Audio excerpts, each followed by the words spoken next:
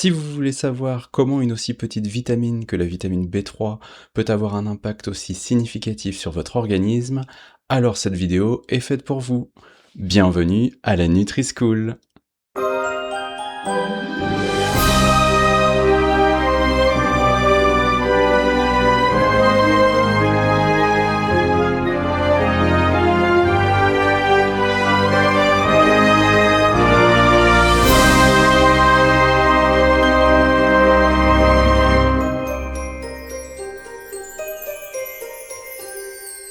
Bonjour et bienvenue à la Nutri-School. Alors, dans cette nouvelle capsule, nous allons aborder la vitamine B3, que l'on appelle aussi la niacine, et que l'on peut également désigner sous l'acronyme PP.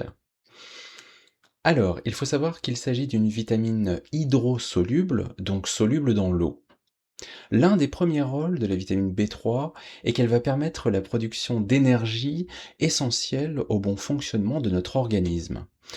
En effet, il faut savoir que dans chaque cellule de notre corps se déroulent des réactions métaboliques qui vont produire cette fameuse énergie dont nous avons besoin pour vivre. Et en fait, la vitamine B3 va notamment permettre de produire deux coenzymes qui sont le NAD et le NADP et qui vont justement servir à produire cette énergie. Ensuite, comme pour la vitamine B2, la vitamine B3 va également permettre de favoriser une bonne santé de la peau et des fanères. Alors, que sont les fanères? Eh bien, lorsque je vous parle de fanères, je fais référence ici notamment à vos cheveux, à vos ongles et à vos poils, tout simplement. Mais c'est un mot que vous retrouverez beaucoup en nutrition.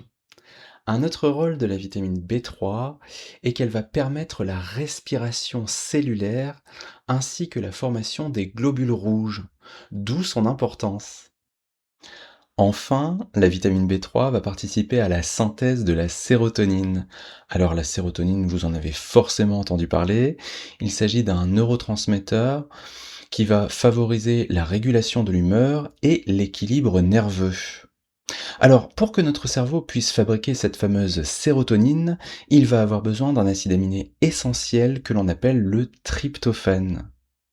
D'ailleurs, saviez-vous que si vous associez par exemple un carré de chocolat noir à 90% qui sera riche en tryptophane à un fruit, eh bien le fait d'associer ce chocolat noir à un fruit va générer un pic d'insuline qui va permettre au tryptophane de remonter et de franchir la barrière hémato-encéphalique pour pouvoir créer cette fameuse sérotonine. Donc maintenant, dès que vous prendrez un carré de chocolat noir, vous penserez toujours à l'associer à un fruit.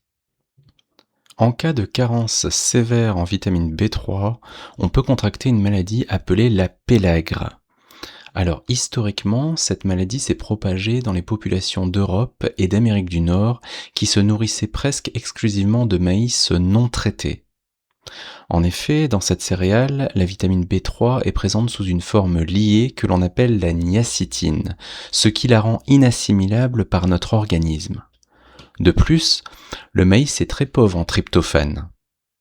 A l'inverse, les populations d'Amérique centrale ont toujours été protégées de la pélagre grâce à une méthode traditionnelle de cuisson du maïs dans de l'eau alcaline, qui libérait la vitamine B3 et la rendait biodisponible. Pelag, pelag, pelag, pelag, pelag, pelag, pelag, pelag. Car un ami te demande ce que c'est que la pelag, une carence en PP qu'on trouve dans les céréales, les viandes comme la volaille ou encore dans le maïs ingérable, nixtamalisé. On l'a rencontré dans les zones de pauvreté, c'est d'ailleurs en Italie que Poher il l'appelait. Désormais on le voit chez les alcooliques ou chez les patients cachétiques. Elle répondait au nom de pelag, chez un érythrie alcoolique chronique, supplémentation systématique, maïs disait à cette carence-là. Elle répondait au nom de pelag, chez un dénutri alcoolique chronique, supplémentation systématique, Hervé disait car cette carence-là. Voilà, je n'ai pas pu m'empêcher, donc désormais quand vous penserez à la pélagre, vous aurez cette chanson en tête. Alors, pour terminer avec cette maladie, il y a en médecine ce qu'on appelle la règle des 3 D. Alors, la lettre D vaut pour la diarrhée, la dermatite et la démence, ou troubles neurologiques, hein. Ça va symboliser en fait les symptômes de la pélagre. Donc, d'une manière générale, hein, la pélagre va provoquer une grande faiblesse générale, ainsi que des maux de tête, des vertiges et également des troubles digestifs. Sur le plan cutané, on va même pouvoir observer des érythèmes douloureux et sombres, qui vont notamment se développer spécifiquement sur les parties du corps exposées à la lumière du soleil. Alors, concernant la dose journalière recommandée en B3, elle va se situer entre 14 et 17,4 mg pour l'homme selon son niveau d'activité physique et 14 mg pour la femme. Concernant les sources alimentaires, où peut-on trouver de la vitamine B3? Alors, vous allez pouvoir trouver de la vitamine B3 dans la viande et notamment dans le foie de veau, dans le lapin, également dans la dinde, dans le poulet ainsi que dans le canard.